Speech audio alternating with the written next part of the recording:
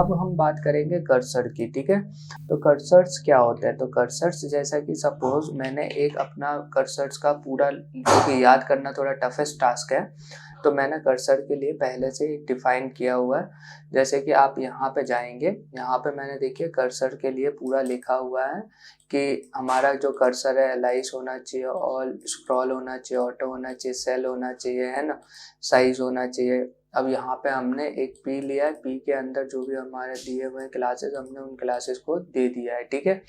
जब आप जाएंगे और इस चीज़ को हम लोग रन करते हैं ब्राउजर्स पे, ठीक है, तो ये हमारा ऐसा आएगा। आप देख रहे होंगे पहले वाले पे ऐसा आ रहा है, दूसरे वाले पे ऐसा आ रहा है, ऐसे ऐसे। आप जो भी आपका कर्सर है, कर्सर को आप अपने अकॉर्डिंग बना सकते हैं, ठीक है, जैसा आपको रखना है, ठीक है। अब ये हो गया कर्सर, ठीक। अब कर्सर्स के बाद हमारे पास क्या होगा कि और भी बहुत सारी चीज़ें होती है, तो आप एक एक करके सारी चीज़ें याद तो नहीं रख सकते हैं। आप क्या करेंगे, जब भी आप पी का बनाएंगे तो आप यहाँ पे जो इंस्पेक्ट एलिमेंट है, इंस्पेक्ट एलिमेंट में जाएंगे और यहाँ पे जैसे ही आप इस चीज़ को क्लिक करेंगे, ठीक है, तो यहाँ पे आपका कर्सर आ जाएगा, ठीक है। जैसे ही आप कर्सर लिख देंगे, इसको अभी हम हटा देते हैं और यहाँ पे लिख देते हैं कर्सर, ठीक है। कर्सर लिख दिया, कर्सर्स के बाद देखिए बहुत सारी चीज़ें आ जाएंगी जो कि आप यहाँ पे यूज़ करते हुए, यहाँ पे रखते हुए और देख पाएंगे कि कर्सर का क्या यूज़ है, ठीक है। अब देखिए इसका ये है, इसका ये है, ठीक, इसका ये है, ठीक। तो सारे कर्सर्स का आप यूज़ कर सकते हैं, ठीक है। जो जो कर्सर्स आपके होने चाहिए, ठीक, जो आपको पसंद हो उन कर्सर्स का आप यूज़ करके आगे बढ़ा सकते हैं, ठीक है। कर्सर्स के बाद हमारे पास आते हैं आउटलाइंस। तो आउटलाइंस की अगर हम बात करें तो आउटलाइंस क्या होते हैं कि जैसे कि सपोज ये हमने यूएल बनाया हुआ है, ठीक है। तो यूएल के बाद अगर हम यहाँ पे बनाते हैं एक H1, ठीक, यहाँ पे हम एक H1 बना देते हैं और यहाँ पे लिख देते हैं हेलो वर्ल्ड, ठीक है। और ऊपर यहाँ पे आते हैं और यहाँ पे हम लिख देते हैं style out line 1 pixel solid black, ठीक है। यहाँ पे सेव करते हैं और यहाँ पे आने के बाद रन करते हैं। तो देखिए आउटलाइन हमारी आ चुकी है। ये हमारी जैसे सेम एज बॉर्डर वर्क करती है, बट ये हमें इसको बोला जाता है आउटलाइन। तो आउटलाइंस की क्या होती है कि यहाँ पे आप देख रहे होंगे ये हमारी आउटलाइंस आ गई। इसका जो थिकनेस है आप बड़ा कर सकते हैं, छोटा कर सकते हैं, है ना। तो यहाँ पे आप लिख सकते हैं आउटलाइन कलर, ठीक है। आउटलाइन कलर आप दे सकते हैं जो आपका मन करे, ठीक है। आप यहाँ पे लिख सकते हैं ग्रीन, तो आउटलाइन कलर आपका क्या हो जाएगा, ग्रीन हो जाएगा, सॉरी हैज लगा दिए, ग्रीन, ठीक है। ग्रीन हो जाएगा।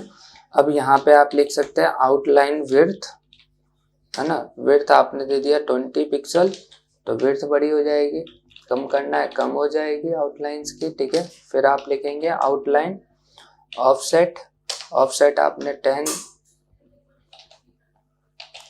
ये दे दिया, तो नीचे आ गया, ठीक है।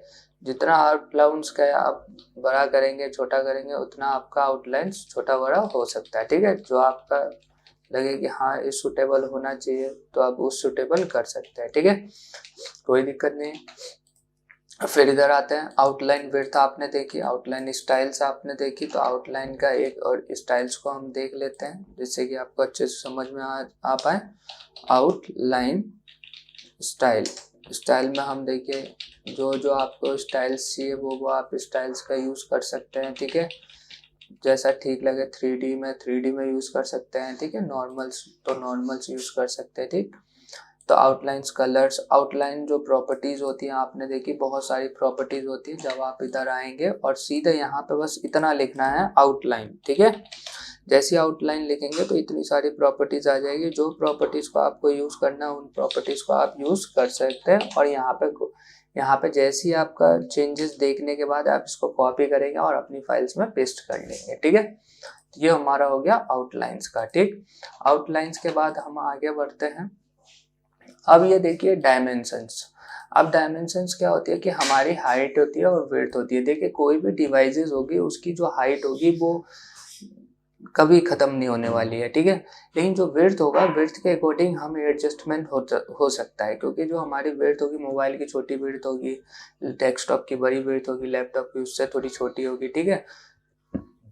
तो उस चीज़ के समय हम क्या कर सकते हैं, जो हमारी हाइट और जो हमारी विड्थ होगी, तो हम उसको एक पर्टिकुलर उस पार्ट में डिवाइड कर देंगे। जैसे कि सपोज मैंने इसको रख दिया कि मैं इसकी जो हाइट है वो लेना चाहता हूँ 30 पिक्सल, ठीक है, और इसको सेव कर देता हूँ और यहाँ पे आता हूँ और यहाँ पे आने के बाद इसको हटा देते हैं। सबसे पहले इसको रन करते हैं, ठीक। तो अब यहाँ पे हेलो वर्ल्ड लिखा हुआ है, तो इस वजह से समझ में नहीं आ रहा, तो हम इसको और थोड़ा कर देंगे। देखिए देखिए देखिए, ठीक है, सेव किए और यहाँ पे रन किए।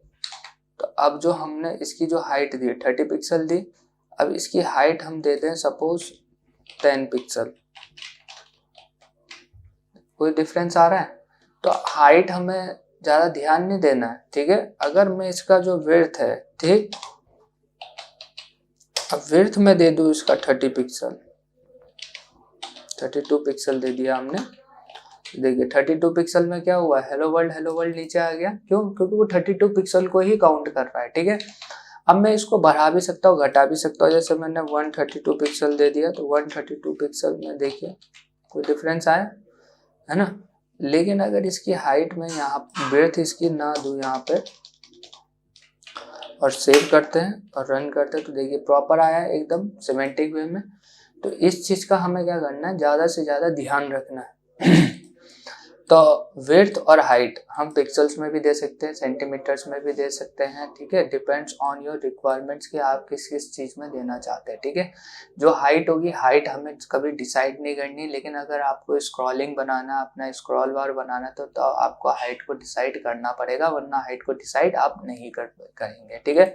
लेकिन जो विड्थ होगा, विड्थ को हम क्या कर सकते हैं, विड्थ को हम अकॉर्डिंग टू द डिवाइसेस हम उसको एडजस्ट कर सकते हैं विद हेल्प ऑफ परसेंटेज। अगर हम परसेंटेज का यूज़ करते हैं तो according to the screen adjustable होता है, और पिक्सल्स का यूज़ करते हैं तो वो क्या करता है, फिक्स कर देता है उन सारे एरियाज को, है ना। क्योंकि पिक्सल्स मीन्स फिक्स कर देना, ठीक है, और percentage mean according to the screen adjustable कर देना। अगर छोटी स्क्रीन में कर रहा है तो वो अब उसको 100% मान के उसके अकॉर्डिंग एडजस्ट कर देगा, ठीक है। तो अब हम यहाँ पे लाइन हाइट की बात करेंगे कि लाइन हाइट क्या होता है। बेसिकली अगर हमने ये हेलो वर्ल्ड लिखा हुआ है, ठीक है, जो इसकी विड्थ है, विड्थ हम क्या करते हैं, इसको 30 या इसको 150 पिक्सल दे देते हैं, ठीक है, और सेव करते हैं और रन करते हैं 150 पिक्सल्स पे। तो देखिए नीचे आ गया। अब हम बात करेंगे लाइन हाइट की, तो यहाँ पे अगर लगा देते हैं हम लोग लाइन हाइट, तो लाइन हाइट हमने लगाया, तो और इसको दे दिया हमने 20 पिक्सल लाइन हाइट को। देखिए 20 पिक्सल में क्या हुआ, मर्ज हो गया। जितना हमें टेक्स्ट के बीच में स्पेस देना है, with help of line height हम स्पेसेस दे सकते हैं, ठीक है। ये आपके टेक्स्ट, पैराग्राफ्स, हेडिंग्स, सब चीज़ों पे काम करेगा, ठीक। अब मैक्सिमम हाइट है, कि मैक्सिमम हाइट मीन्स आप समझ रहे होंगे कि जो उसकी मैक्सिमम हाइट होगी वो 400 पिक्सल मैंने दी हुई है।